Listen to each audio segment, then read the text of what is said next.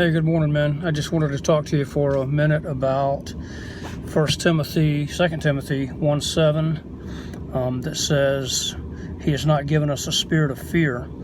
A lot of times we want to use that to talk to people about or encourage people about not being afraid of different circumstances, like when they're afraid of the dark or there's something that made them afraid.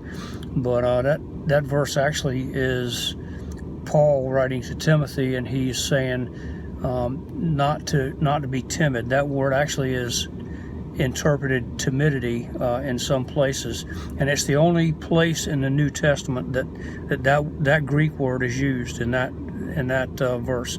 It's also the root word is timid, which is used in 3 places. 2 of those are in the Gospel, and 1 in Revelation.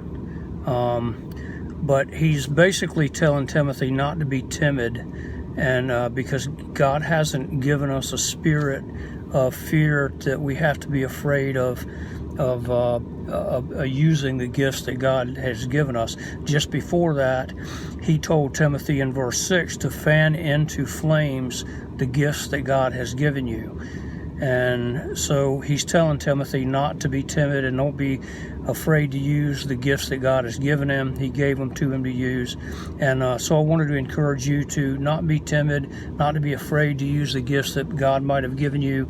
If God gives you an opportunity to speak to somebody in the store or at work or in the neighborhood that you can witness to, just go ahead and witness to them, and don't be afraid.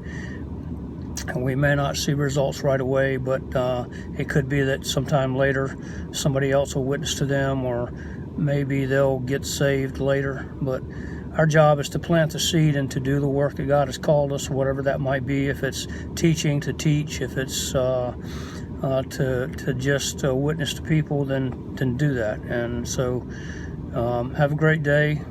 Go and be the light.